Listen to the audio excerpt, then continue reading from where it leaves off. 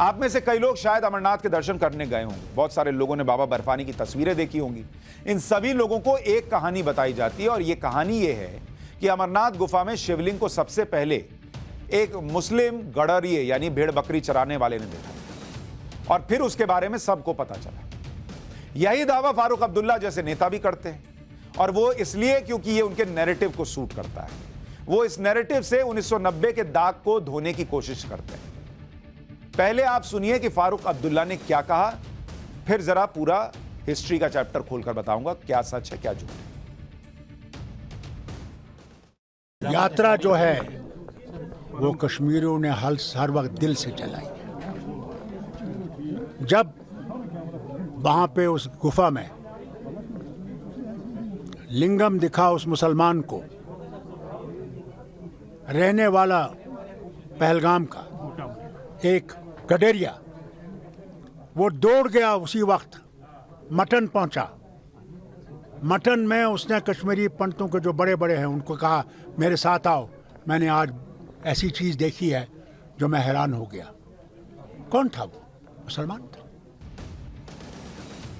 फारूक अब्दुल्ला वही कहानी बता रहे हैं जो कहानी वर्षों से हमें बताई जा रही है। और कहानी जो उन्होंने छोटे में बताई, उसका जो किंवदंती जो कहते हैं उसका वर्जन आपको सुनाता हूं कि बूटा मलिक नाम के एक मुस्लिम गडरिये ने अमरनाथ गुफा की खोज की थी, कि उसी ने खोजा था। गडरिया बूटा मलिक पहाड़ों पर अपनी बकरियों को चराने ले गया था। तभी उसे वहां एक साधु के दर्शन हुए। साधु ने बूटा मलिक को कोयले से भरा एक थैला दे दिया। जब बूटा मलिक घर पहुंचा और थैले को खोला तो हैरान रह गया। थैले में कोयले की जगह सोने के सिक्के थे। इसे देखकर वो काफी खुश हुआ। बूटा मलिक को लगा कि उसे उस दिव्य साधु को धन्यवाद देना चाहिए जिसने उसे सोने के सिक्के थमा दिए। इसलिए बूटा मलिक दोबारा उसी जगह पर पहुंचा जहां उसे साधु के दर्शन हुए थे, लेकिन बूटा मलिक को दोबारा वो साधु नहीं दिखे। इसके बजाय उन्हें एक पवित्र गुफा मिल गई। गडरिया बूटा मलिक गुफा के अंदर गया तो उसने देखा कि भगवान शिव बर्फ के बने शिवलिंग के आकार में स्थापित थे। इसके बारे में उसने लोगों को बताया और इस तरह पवित्र अमरनाथ गुफा की खोज हुई।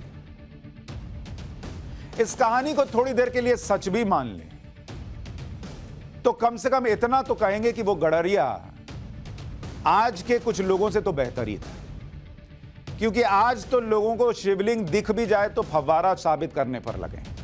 कम से कम उसने शिवलिंग को पहचान तो लिया था, कम से कम कहानी सच मानने तो। लेकिन गडरिये बूटा मलिक की कहानी को सच माने तो ऐसा लगता है कि उससे पहले बाबा अमरनाथ का कोई जानता ही नहीं था।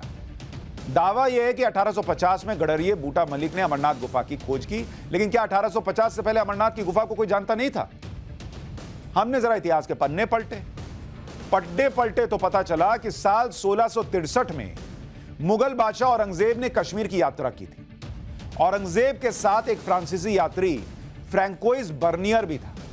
बर्नियर ने अपनी किताब ट्रैवल्स इन मुगल एम्पायर में लिखा कि कश्मीर में यात्रा के दौरान वो एक प्राकृतिक गुफा में भी गया जहां बर्फ जमी हुई थी।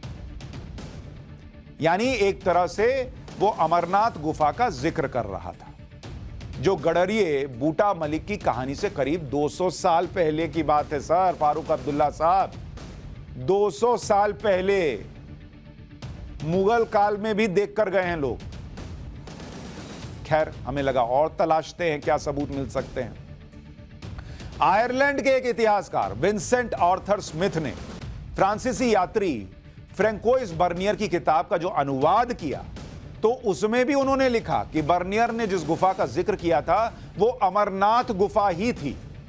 विंसेंट आर्थर स्मिथ ने लिखा कि बर्फ से ढकी वो गुफा अमरनाथ गुफा थी, जहां टपकते पानी से बर्फ की एक आकृति बनती है और हिंदू श्रद्धालु उस आकृति को भगवान शिव मानकर उसकी पूजा करते हैं। 200 साल पहले कोई गडरिया नहीं था, ट्रैवलर था, लिख के गया। इसी तरह से कश्मीर के ही महाकवि कल्हण की एक रचना राज तरंगिणी मिली, जो सन 1148 में लिखी गई थी। अभी तो 200 पे ही लोग कूद रहे होंगे कि 200 साल पहले का इतिहास कहां से लेकर आ गया वो गडरिये से 200 साल पहले। अब 1148 में चलिए। राज तरंगिणी में भी अमरेश्वर यानी अमरनाथ का जिक्र किया गया है। इस रचना के मुताबिक 11वीं सदी में रानी सूर्यमती ने अमरनाथ में त्रिशूल और दूसरे धार्मिक प्रतीक चिन्ह लगवाए थे। राज तरंगिणी में यह भी स्पष्ट होता है कि अमरेश्वर यानी अमरनाथ के लिए तीर्थयात्रा 12वीं सदी में भी चल रही थी। 12वीं सदी में, क्या फारूक अब्दुल्ला साहब, 12वीं सदी से चल रही है। कल्हड़ के 300 साल बाद 15वीं सदी में कवि जोनराज ने एक राजतरंगिणी रचना लिखी। इसमें भी अमेश्वर यानी अमरनाथ को कश्मीर का अधिपति बताया गया था। कई रचनाओं में यह दावा किया जाता है कि 34 ईसा पूर्व में कश्मीर के राजा सामदिमत शिव के भक्त थे और वो पहलगाम के वनों में बने बर्फ के शिवलिंग की पूजा करने जाते। कश्मीर के इतिहास पर लिखी सबसे प्राचीन पुस्तक नीलमत पुराण में भी इसका जिक्र है। भृगु संहिता के 10वें चैप्टर में अमरेश्वर महादेव यानी अमरनाथ का उल्लेख किया गया। अमरनाथ गुफा से जुड़ी एक प्राचीन कहानी भी है, जिसके मुताबिक एक बार कश्मीर घाटी पानी में डूब गई थी और एक बड़ी झील बन गई थी। कश्मीर घाटी को बचाने के लिए ऋषि कश्यप ने सारे पानी को कई नदियों और छोटे छोटे जल स्रोत के जरिए बहा दिया। उसी दौरान हिमालय की यात्रा पर जाते हुए भृगु ऋषि वहां से गुजरे और पानी का स्तर कम हुआ तो सबसे पहले पवित्र गुफा के दर्शन हुए। जब लोगों को गुफा में शिवलिंग का पता चला, तभी से अमरनाथ उनके लिए शिव की आराधना का प्रमुख स्थान बन गया। तभी से लाखों श्रद्धालु शिव के इस दिव्य स्वरूप के दर्शन के लिए दुर्गम यात्रा का पार कर दर्शन के लिए जाते हैं। तो कोई फारूक अब्दुल्ला साहब को बताया कि कहानी अच्छी बात है, हिंदू मुसलमान से मोहब्बत करे, मुसलमान हिंदू से करे, इसके लिए कहानी की जरूरत नहीं है साहब। एक दूसरे के लिए अच्छा सोचने की जरूरत है।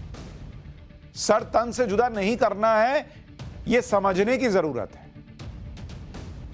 कोई मुस्लिम गरड़िया ढूंढ दिया, ये गंगा जमुनी तहजीब होगी, इसकी जरूरत नहीं। जब वो गरड़िया छोड़िए सर, जब इस्लाम यहां नहीं आया होगा तब से लोग लिख रहे हैं कि वहां अमरनाथ की गुफा थी।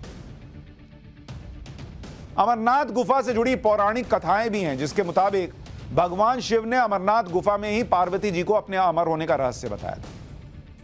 पौराणिक कथाओं के मुताबिक भगवान शिव माता पार्वती को ऐसे एकांत और गुप्त स्थान पर अमर कथा सुनाना चाहते थे जहां अमर कथा को कोई व्यक्ति, जीव, पशु पक्षी ना सुन, क्योंकि जो कोई भी अमर कथा सुन लेता वो अमर हो जाता। अमर कथा सुनते हुए पार्वती जी को नींद आ गई और वो सो गई।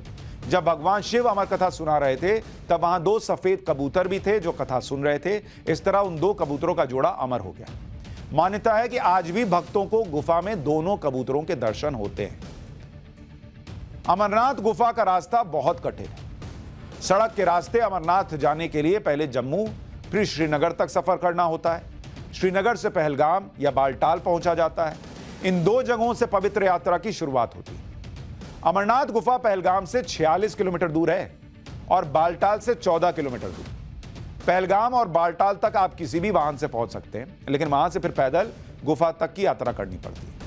बालटाल रूट से दूरी सिर्फ 14 किलोमीटर है, लेकिन यहां रास्ता बहुत कठिन है और सीधी चढ़ाई है।